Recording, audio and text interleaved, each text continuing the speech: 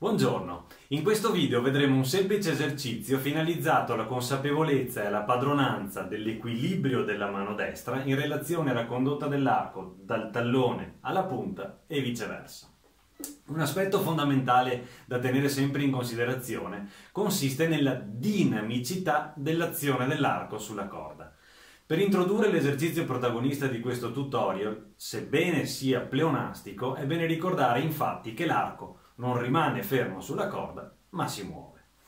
Per quanto ogni scuola violinistica e ogni docente abbiano una presa dell'arco di riferimento da cui partire e a cui tornare, è necessario misurarsi costantemente con tale aspetto durante l'insegnamento o l'apprendimento della tenuta dell'arco.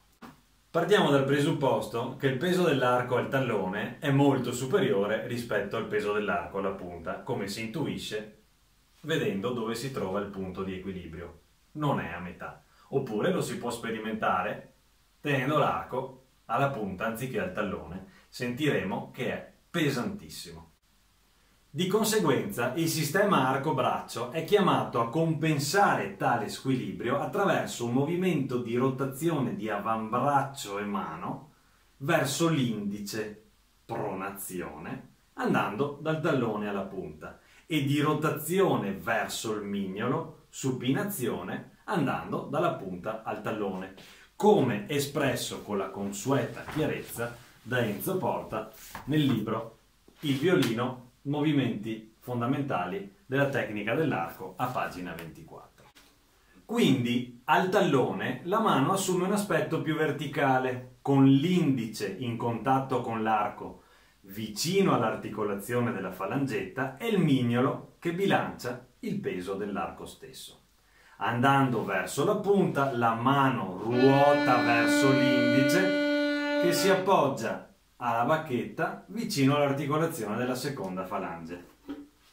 Ho fatto un piccolo schemino in cui si vede dov'è il contatto con l'arco alla punta e al tallone.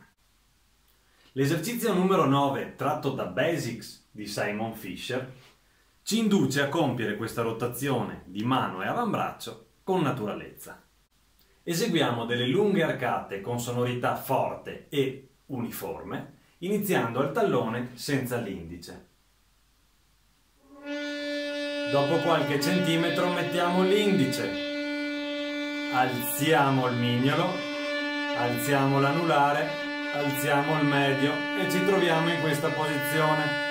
Viceversa, andando verso il tallone, mettiamo il medio, mettiamo l'anulare, mettiamo il mignolo e alziamo di nuovo l'indice.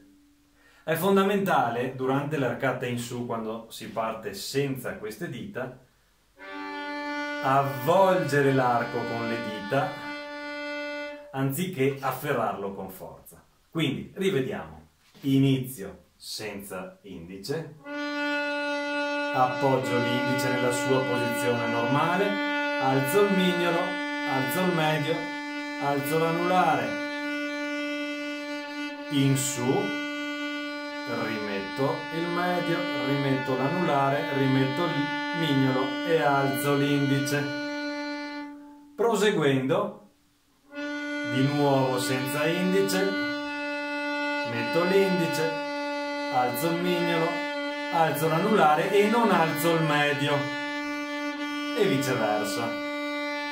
Metto l'anulare, metto il mignolo, alzo l'indice. Proseguendo, senza indice, metto l'indice, alzo il mignolo, non alzo le altre dita, metto il mignolo, alzo l'indice. L'ultimo è senza indice, anzi il penultimo, metto l'indice,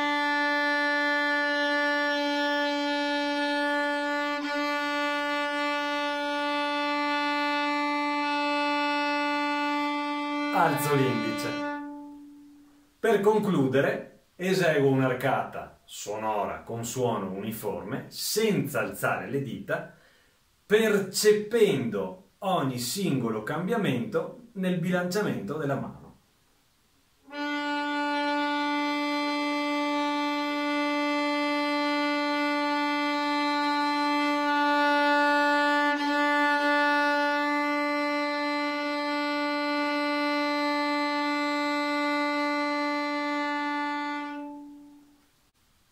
L'esercizio, come avete visto, non è particolarmente difficile, ma vi assicuro che è estremamente efficace.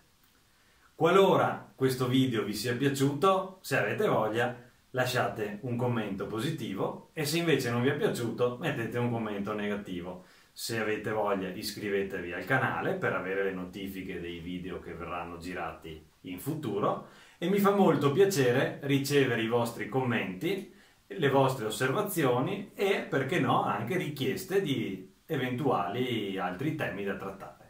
Buono studio!